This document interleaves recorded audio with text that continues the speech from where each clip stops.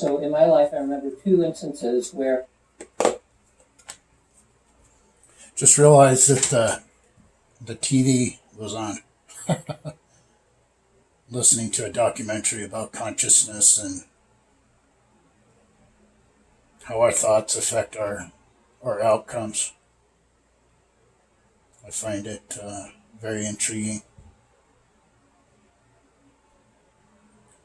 I can look back throughout my life and realize certain things transpired because it was anticipated in my mind. I mean, just like anything else, though.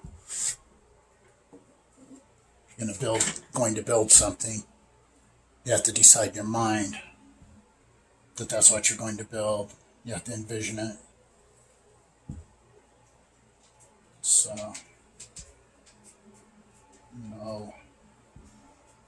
in this documentary, they're kind of referring to it as magic because it can't, I guess, partially because it can't be explained. But I don't know. I think magic doesn't get the credit that it deserves. We think of magic as the guy that's doing the card trick. Where I think what I'm building here is magic.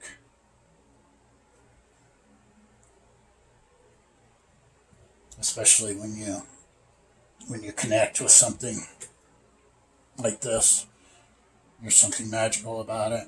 As it evolves. I start at one level, start at another level, and it just starts to become this brilliant piece that to me it's rather touching. It touches my soul. In a lot of ways, I refer to these as my meditation series, or enlightenment series, spirituality.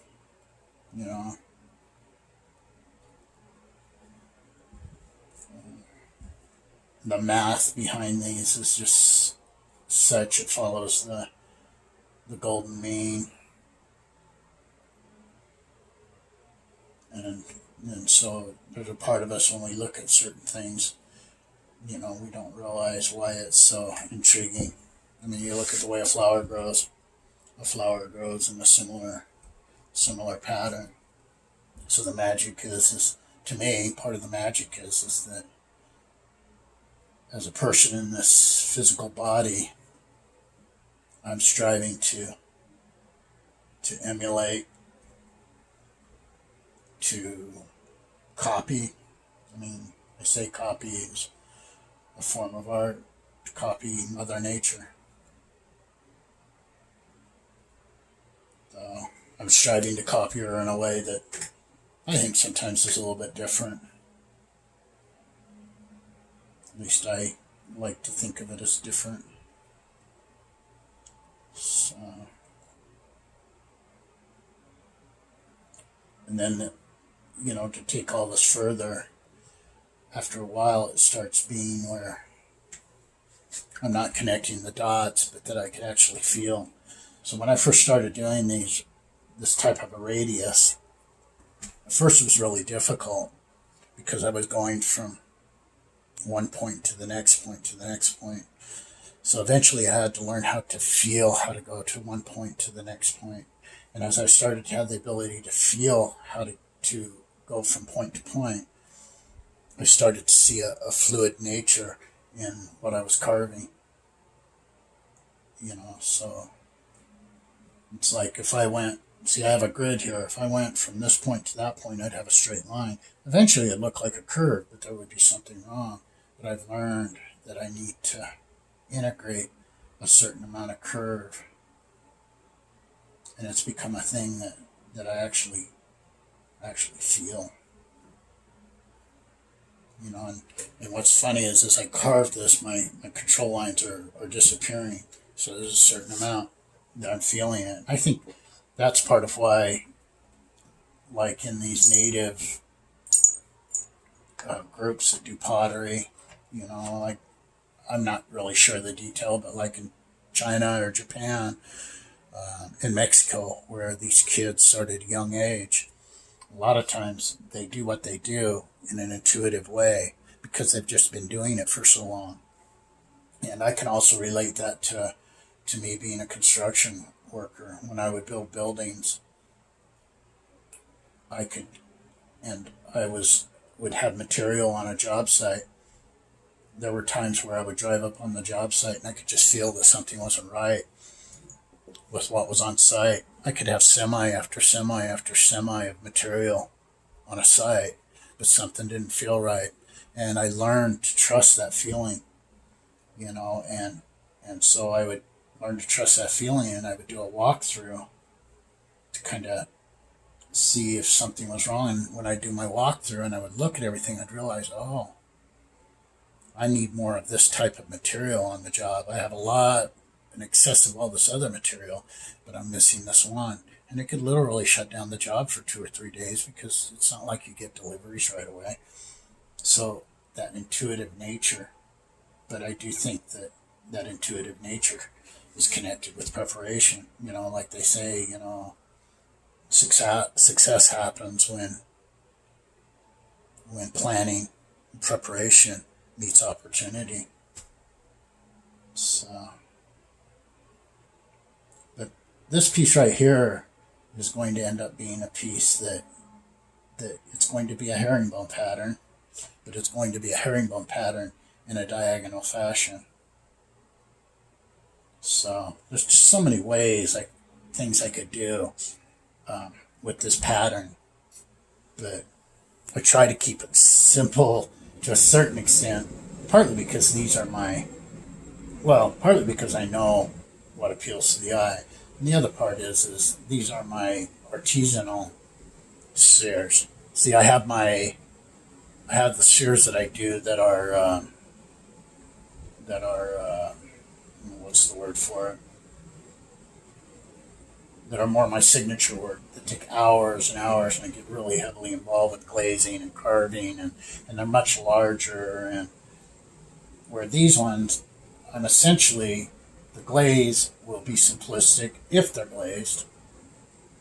In a lot of ways, this may strike some ceramicists in a different way. I don't like to glaze. I mean, anciently, I imagine glaze was kind of limited.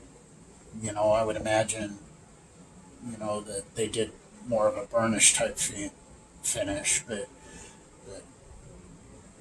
there's something natural about, I like my work to be more a response of the carving attributes. I spend a lot of time carving, whereas a lot of people spend a lot of ceramicists spend a lot of time with the science, and they're testing, and they're building and creating their own glazes.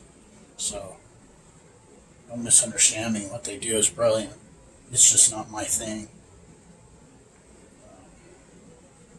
It's not my thing getting into that. My thing is what I'm doing right now. I love to carve. I love to create designs. I love the feeling these designs bring about in me. Therefore, the whole meditative sphere. I own domain. I own multiple domain names, but I own sphere of meditation and sphere of enlightenment.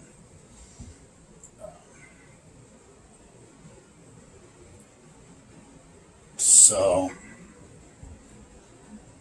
I don't know exactly where those will go, but I do own them.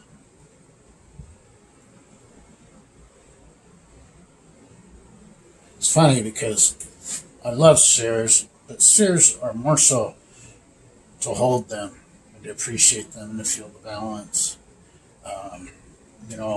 Oftentimes, the one thing with my spheres is that I often think I shouldn't sell them individually, but that I should sell them in groups of 3. Because when you look at a table, you see one sphere, it just really doesn't, for me, it doesn't really do it. But if you have 3, you have one at this level, one at one level, one at another level, one at another level, and you kind of cast them in a diagonal kind of a sense about them. There's something intriguing about it, but just one sphere alone. And that's why so often you see these spheres in a bowl. which I've done this year in a bowl thing, but there you go. I'm doing bowls. I don't want to do bowls. I want to do spheres. Uh, so I can throw. Um, it's definitely not my primary skill set. Um, it's fun. I've taught a lot of people how to throw. I mean, I often invite someone who become friends with, and they'll say, "Do you know how to throw?" And I'll say, "Yeah, I can throw. I've always wanted to learn that." And I'll say, "Oh well, why don't you come on to my house? I'll teach you." And just let them do it. Right there's the key. Just let them do it. I think that's one thing. I teach a bricklayer apprenticeship program because I was a bricklayer many, many years. And I teach the apprenticeship program, and I work with these young boys. And I often find it interesting. Well, I kind of perceive what the guy that I teach the program for, the owner of the company, and sometimes he wonders why I'm not interacting with the boys more. Um, I do interact with the boys, but I feel like there's a certain amount in the process of learning that they need that time to just be with what it is they're doing. So me being in, up into them and just, no, no, not that way, not this way, do it this way, do it that way, um, sometimes isn't a good way to learn. Um, Actually, I think with masonry, with bricklaying, things like that, the way you learn is just by doing it. It's kind of like playing in sports. You get into a flow, you get into a rhythm. If you can get a crew that has a rhythm, production rates are just unbelievable. But you got to get guys that work together, and it's difficult sometimes with the masonry trade to get men to work together, because the problem with getting men to work together is that you're in a trade that where a foreman, a superintendent, anybody standing on the ground can look up and see that this guy's put in 10 blocks and this guy's put in 6 blocks. And so the men that are actually installing the material, that are laying the material, realize this. And so it becomes this maddening competition at times. But if you can get guys to let go of that competition mentality and start working it as a team, it's just crazy how well you can do and how far your production levels will go up. Um, just it's cool too. I had I've had jobs where we've had multiple crews where the crew I was running, we were doing 4 and 5 times the level of production any other crew was doing. And I used to joke because we would have prayer meet. I would joke that other guys on other crews say, "What do you do down there?" Because after our morning break, we'd all get together and have a chat. And then in the afternoon, a couple hours before the end of the day, we'd have a chat. Part of that is to determine what our strengths and weaknesses were. The morning one was, is everybody here? Oh, we're missing a hod carrier. Okay, how are we going to not allow that to affect our production? Well, maybe me as a foreman, I need to help the hod carriers, or maybe the block layers will kick in and help. Yeah, that flies in the face of union rules, but at the end of the day, you're there to give a good 8 hours work, and when you work together and you're helping each other out, you eliminate that competitive nature, and everybody becomes productive. Because the guy that's kicking everybody's butt, in some ways, is depressing the rest of the guys in the crew because they just can't keep up. And the problem with that guy kicking butt is one day he's going to be a 55-year-old bricklayer, and he's going to have to deal with that. So now that I've established, now I can start doing my herringbone pattern. So there's one brick. There's the next brick.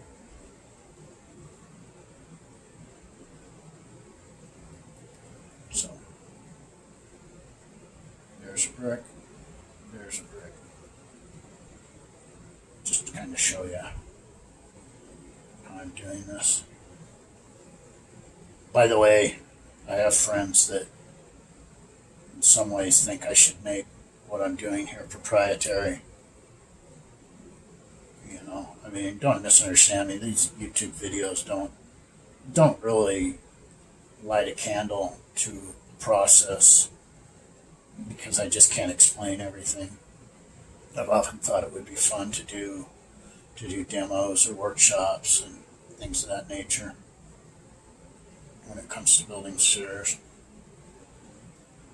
because there's just certain things you can't teach. To truly be able to teach people, those people need to be able to ask questions. So you know, yeah, YouTube, you can kind of ask questions in the comments, but that doesn't quite get it either.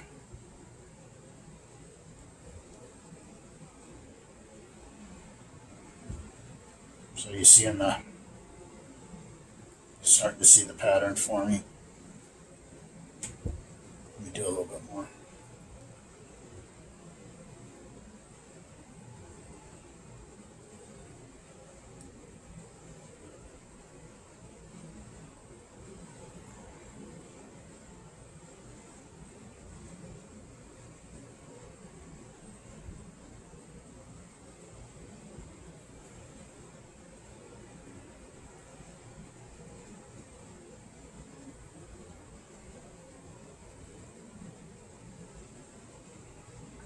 And of course, you know, brick comes natural to me because I was a bricklayer. So my personal life experience is being displayed in my creations. I have a love-hate relationship with the masonry trade. It's not so much the trade; it's the business of construction nowadays.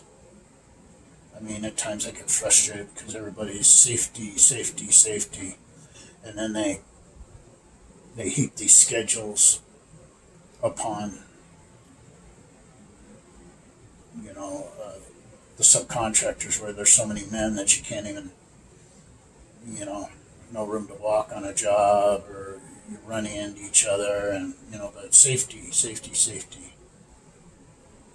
However, the company I teach for, I really have to hand it to them because I believe that they really do try to do safety.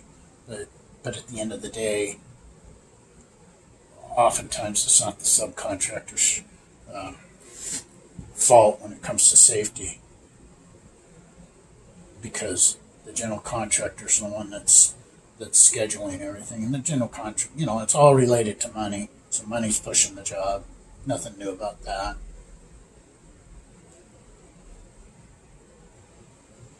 But, you know, like I said, it's hard to completely be safe. So do you see a pattern? The herringbone pattern is starting to form. So it's fun. It's funny, I've had people comment that it looks like chocolate.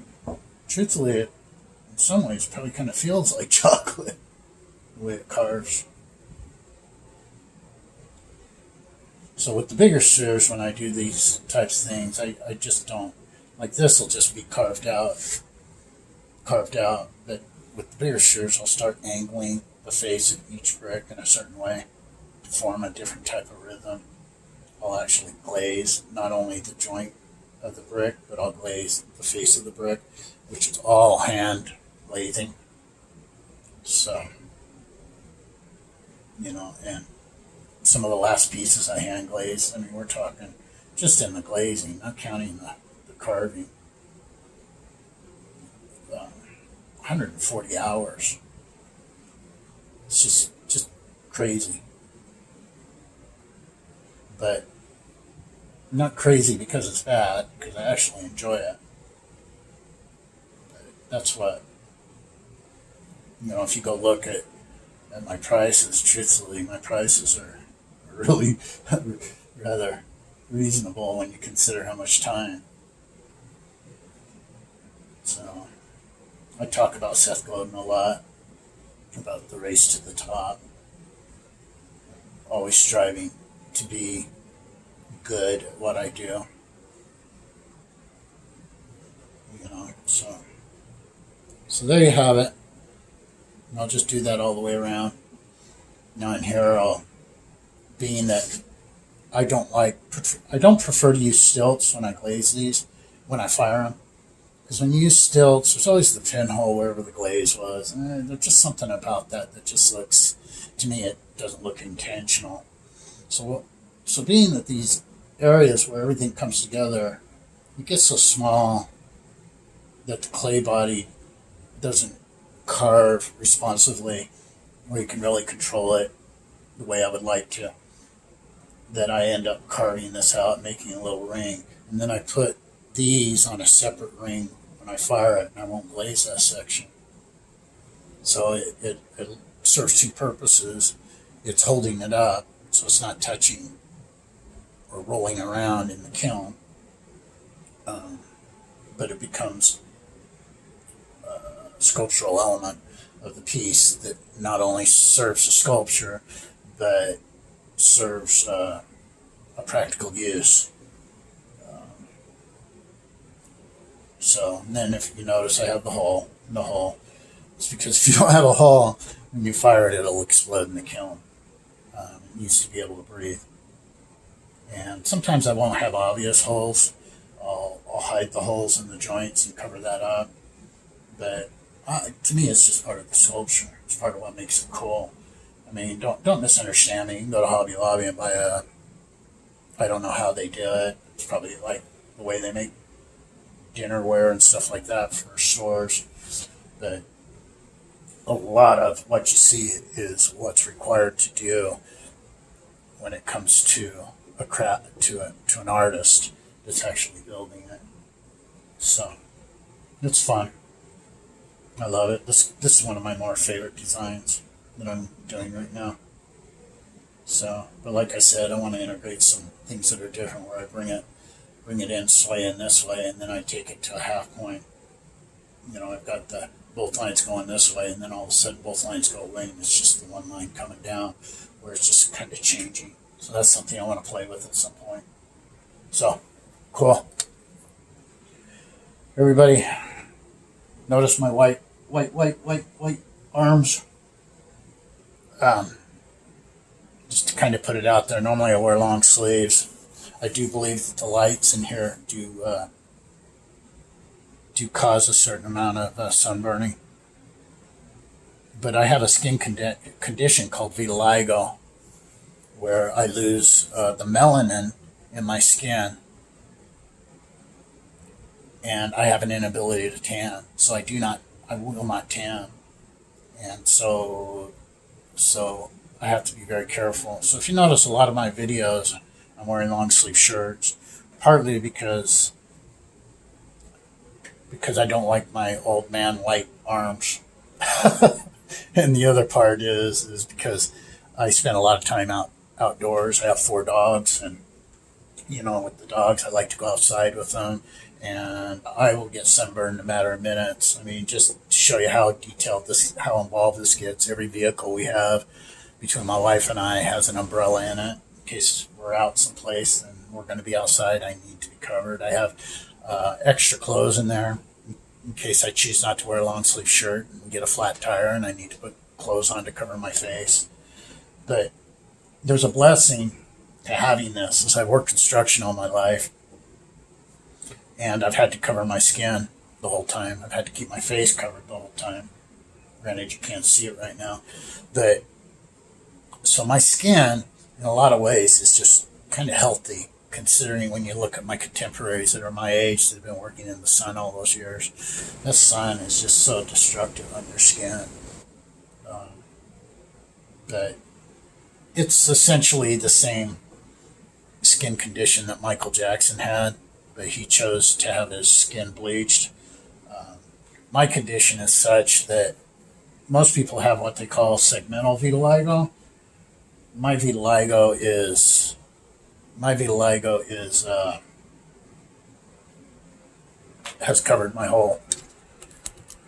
essentially covered my whole body. So I don't have the segments. I mean, when I was younger, sorry, seeing if I'm going to grow my beard back. When I was younger, I used to have like these white segmented sections on my face and be tan and around my eyes. People used to jokingly, my buddies called me Rocky Raccoon. But getting back into construction, I used to cover myself in such a way, sunglasses, bandana that hung down past my ears, wore a pith helmet, hard hat, one with the big brim, and of course, some kind of a neck wrap. And after work or something, you'd stop in a convenience store to get a soda or something. You'd see some of the guys from the job site and say, "Hey, how's it going?" Now they look at me and they say, I recognize the voice, but who are you? Because they'd never seen my face. So, either way, everybody have a good one. I'll upload this in a minute. Later. Bye.